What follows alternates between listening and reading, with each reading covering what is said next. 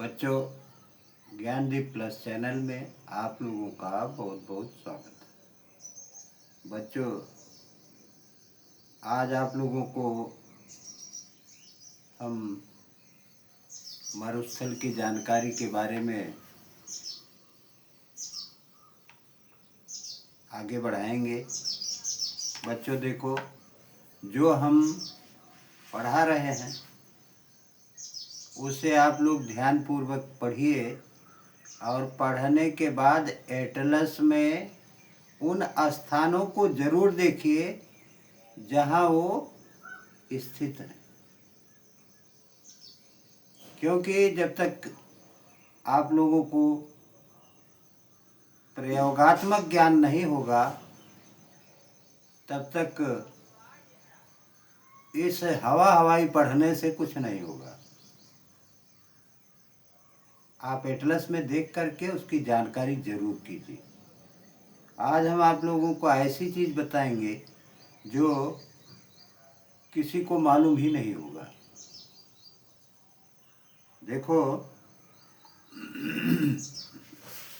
उष्णकटिबंधीय hot desert, इसको हम देखते हैं कि उष्णकटिबंधीय क्षेत्र में महाद्वीपों के पश्चिमी भाग में उष्ण मरुस्थल पाए जाते हैं। कहाँ पाए जाते हैं? उष्णकटिबंधीय क्षेत्र के महाद्वीपों के पश्चिमी भाग में ये पाए जाते हैं। ऐसे मरुस्थलीय प्रदेश के अधिकतर भागों में सामान्यतः वर्षा में मात्र 25 सेंटीमीटर से भी कम बरसात होती है, और जब वर्षा होती है तब वर्षा के साथ तूफान आते हैं या तेज हवाएं चलती हैं। यह क्षेत्र दिन व रात के तापमान में अधिक अंतर रखता है। इस क्षेत्र में दिन धूप वाले तथा गर्म होते हैं, जबकि रातें बहुत ही ठंडी होती। यहाँ गर्मियाँ अधिक होती हैं और गर्म व सर्दी में अधिक ठंडी होती। सर्दियाँ जो हैं वो अत्यधिक ठंडी होती हैं। यहाँ के तापमान में इतना अंतर हो जाता है कि यह कभी 58 डिग्री सेल्सियस हो जाता है तो कभी 0 डिग्री सेल्सियस तक पहुँच जाता है, या उससे नीचे भी पहुँच जाता है। यहाँ की जलवायु एकदम शुष्क है और रेतीली आंधियाँ चलती हैं। रेतीली आंधियाँ मतलब आंधी अथवा तूफान जब आता है, चलता है, तो उसमें रेत उड़ती है, मिट्टी उड़ती है।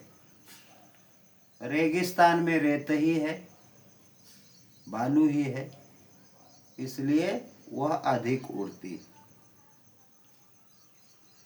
देखो, क्या इस क्षेत्र में कोई जीव जंतु रहता होगा? मरुस्थलीय प्रदेश की सूखी रेतीली जमीन में क्या कोई वनस्पति होती होगी? क्या ऐसे क्षेत्र में मानव जीवन भी संभव है? और है तो किस प्रकार से? चलो हम इसको आगे देखते हैं। इसे हम जानते हैं कि वनस्पति वहाँ कौन सी होती है। पानी की कमी के कारण यह क्षेत्र वनस्पति विकास के अनुकूल नहीं है। शुष्क जलवायु व कम वर्षा के कारण मरुस्थलीय क्षेत्र में वहीं वनस्पति विकसित हो पाती है, वहीं कुछ पौधे जम पाते हैं, जहाँ सूखे की स्थिति का सामना वह वनस्पतियाँ कर सकें। यहाँ की वनस्पतियों की जड़ें जो हैं वो लंबी होती हैं, यानी गहराई तक पहुँचती हैं। वह जड़ें गहराई में जाकर नमी को प्राप्त करती हैं। अगला देखो, जल के वाष्पन को कम करने के लिए इनमें या तो पत्तियां होती हैं, होती ही नहीं हैं, और यदि होती भी हैं तो छोटी छोटी चिकनी और मोटी। इन पर छोटे छोटे कांटे उगते हैं, यानी इन पत्तियों पर छोटे छोटे कांटे होते हैं, और इनके तनों पर मोटी छाल होती। जहाँ कहीं जल के स्रोत या नदी होती है वहाँ आसपास पेड़ पौधे, झाड़ियाँ व घासें जम जाती हैं। ये वीरान जमीन पर बगीचे की तरह से दिखाई देते हैं। इसी कारण से इन्हें मरुद्यान भी कहा जाता है। मरुद्यानों में प्याज, शकरकंद, तंबाकू, फलियां व मोटे अनाज की खेती की जा सकती है और होती भी है। यहाँ की मुख्य वनस्पति जो है वह है खजूर, बबूल, सेहुड़, नागफनी, ताड़। ये सभी फसलें यहाँ पाई जाती।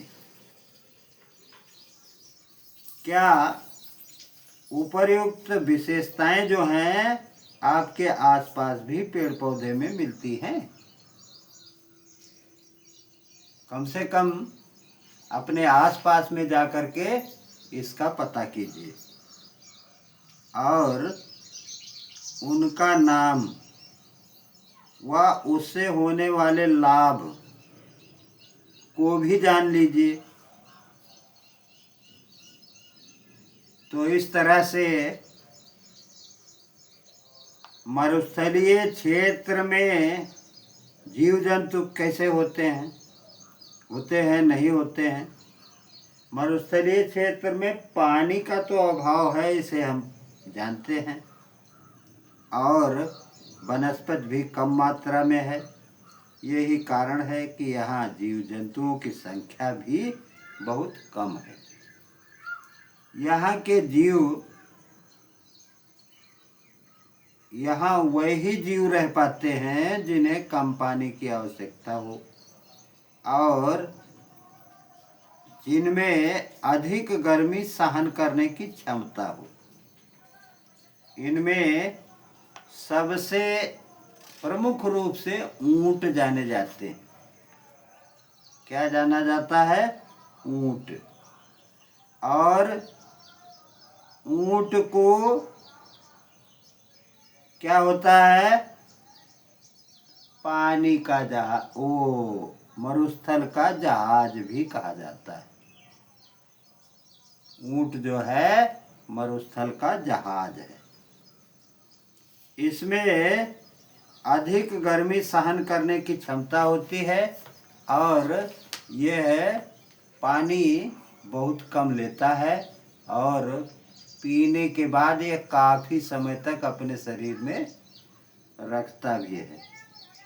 ऊंट की पीठ पर बड़ा सा कुबड़ होता है जिसमें चर्बी इकट्ठा रहती है। यही चर्बी पानी की कमी को पूरा करती रहती है और ऊंट बहुत दिनों तक बिना पानी के जीवित रह लेता है। मंगोलिया में 2 कुबड़ वाले ऊंट भी पाए जाते हैं। उनके 2 कुबड़ होता है। वह मरुस्थलीय क्षेत्र में सवारी व सामान ढोने के काम आते हैं। यहाँ पर भेड़ बकरियां भी पाई जाती और कुछ अन्य जीव जंतु भी यहाँ पाए जाते हैं जो प्रायः गर्मी से बचने के लिए जमीन के अंदर माद या बिल बनाकर रहते हैं, जैसे नेवला, सांप, बिच्छू, गोह, हिरन, गीदड़, चिंकारा, लोमड़ी, रेगिस्तानी चूहा। आप सोचिए और जानिए कि ऊंट के पैर गद्देदार क्यों होते हैं? ऊंट को मरुस्थल का जहाज क्यों कहा जाता है? बच्चों, यह जानकर आश्चर्य होगा कि जहाँ विश्व का सबसे बड़ा मरुस्थल सहारा है, वहाँ कभी एक पूरी तरह हरा भरा मैदान था। यह एक सघन बसा क्षेत्र है। सहारा की गुफाओं से प्राप्त चित्रों से ऐसा ज्ञात होता है।